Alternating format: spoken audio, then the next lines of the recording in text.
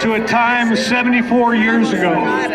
America was a totally different place in which to live and work than what it is today. The Japanese, the Germans had already invaded parts of Europe. France had already fallen. They were into Belgium. They were fighting against the British. The Battle of Britain is 75 years old this year. You're in the Pacific Ocean, the home of America's Western Fleet, the protectorate of the western side of America. It's a beautiful, bright, sunny Sunday morning, just like it is here at Reno. It's early in the morning, about 7:45.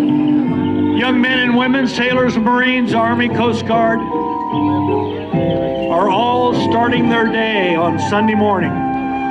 It was at 7:55. They're just preparing to raise the flag over the battleship Arizona to start their day. Some are going to church, others are having breakfast. Some are just sleeping in on the battleship Nevada on that December the 7th morning, 1941. It's so quiet. Everybody is peaceful. But at this very moment in Washington, D.C., our Secretary of State, Cordell Hull, is meeting with Japanese Ambassador Nomura, trying to negotiate peace. Peace in the Pacific Ocean.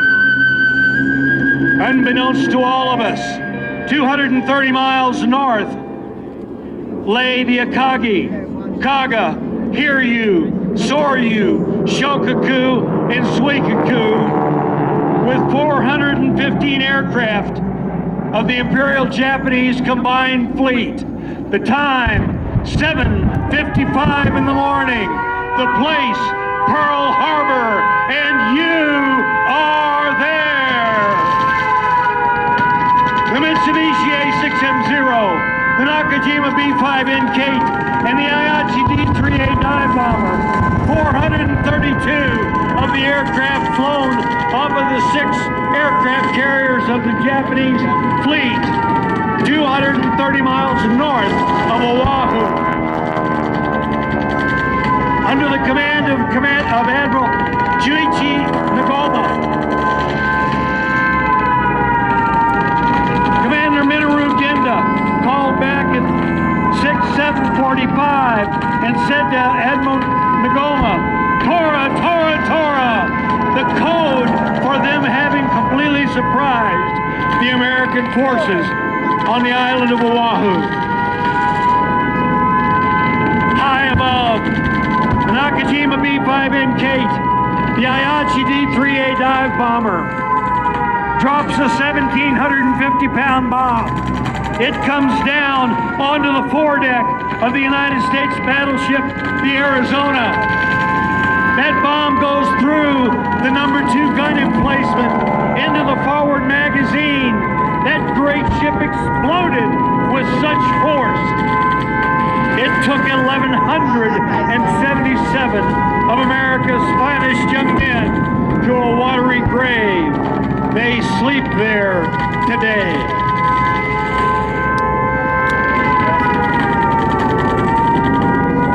Two young men, Lieutenants Ken Taylor and George Welch, managed to get their P-40 Warhawks off of Haleiwa.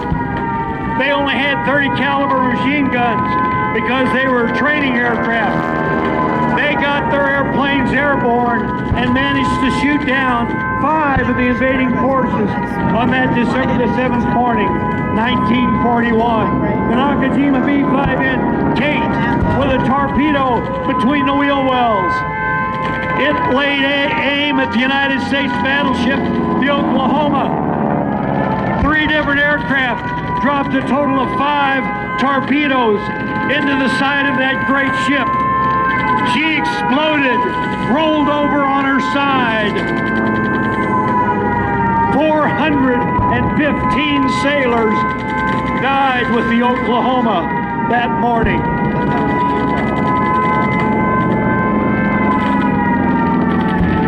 Fields the concussion of the bomb under your feet. Smell the acrid smoke. Imagine yourself, an 18-year-old serviceman. You're away from home the first time in your life. You think you're going to be in a beautiful, beautiful, serene environment. And this wakes you up on Sunday morning, December the 7th, 1941.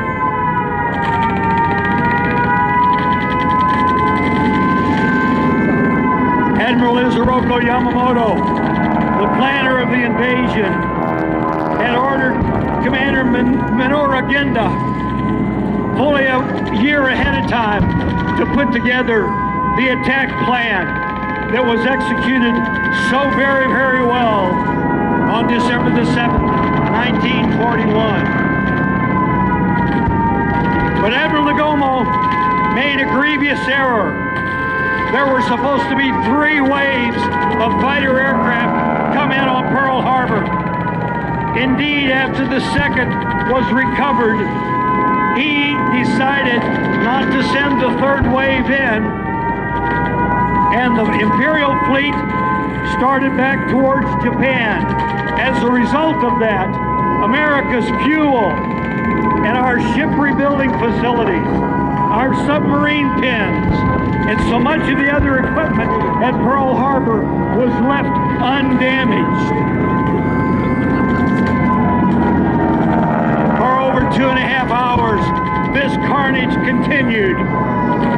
When they finally broke it off and went back to their aircraft carriers, 2,403 Americans had died in and around Pearl Harbor on that December the 7th morning, 1941.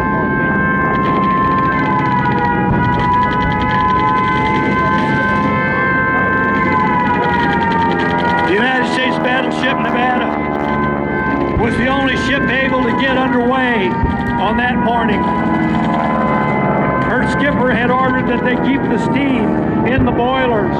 He got out to his ship and managed to get it headed towards the entrance to Pearl Harbor. The invading forces were all over him like bees on a honeypot. He finally had to beach that great ship on Hospital Point, just at the north end of Pearl Harbor.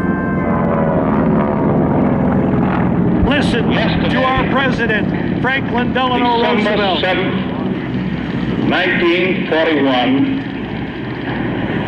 a date which will live in infamy.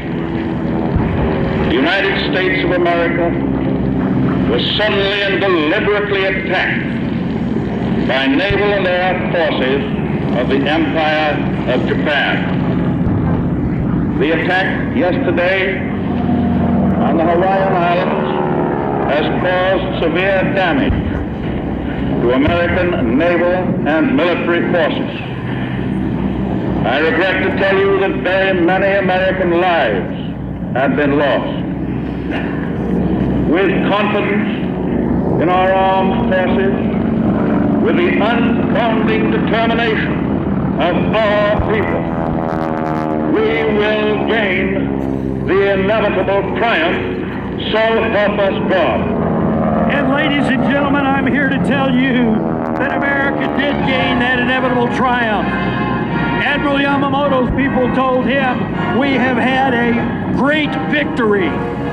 Admiral Yamamoto said, "I fear we have done nothing more than to awaken a sleeping giant." And that sleeping giant is exactly what was awakened on that December the 7th morning, 1941. America pulled together as she never has before.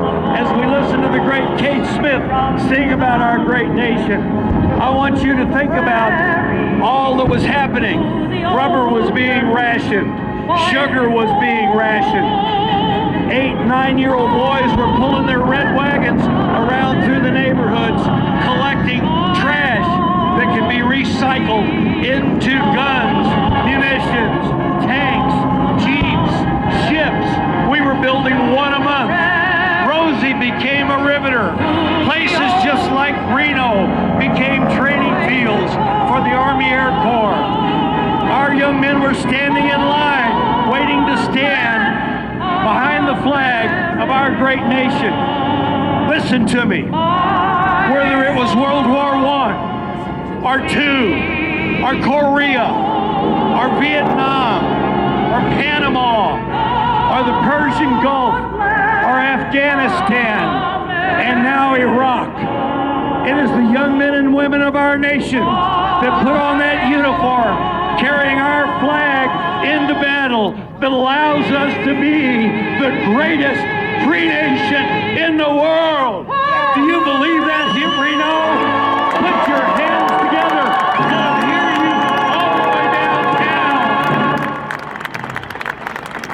God bless America. God bless America. Back in 1969, we got our first aircraft, 5 of them in 1975. They were donated to the Commemorative Air Force, and we've been flying them ever since. I've been Tora's announcer for about 30 years, and my Lord, what a pleasure it has been. What a show. You can see the guys out there. They're going to come back in, and I'm going to introduce them to you. Out in the pyrotechnics field, our good friend Gordon West and a whole team of about 10 Commemorative Air Force folks putting all of this pyrotechnics for your viewing enjoyment.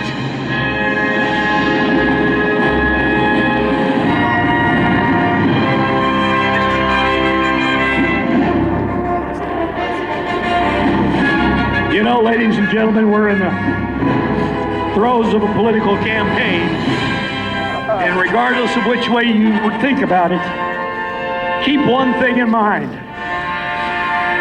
It is our sons and daughters, our husbands and uncles, going to war, allowing us to be the greatest free nation in the world. There ain't nobody better than the United States of America anywhere in the world. You're absolutely right.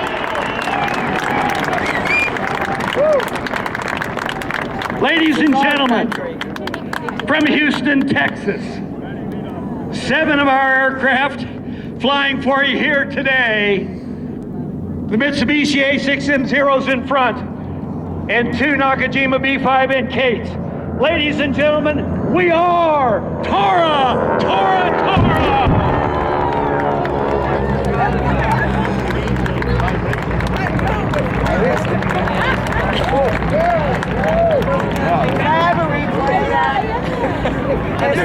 Now, if you'll bear with me just one more minute, and then I'll quit, and I'll turn it back over to Danny and Roy and the rest of the guys who are the professional announcers around here.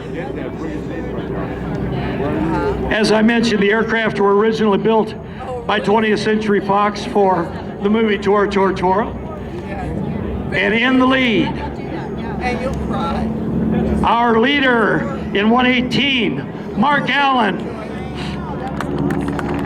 In 113, from Surfside, Texas, Jim Ryan. From Huntsville, Texas, Ron Wright in 112. Patrick Hutchins in AI 111. Mike Burke from Galveston, Texas in 115. 313 is Craig Hutane, and 310 is our newbie, Mark Todd.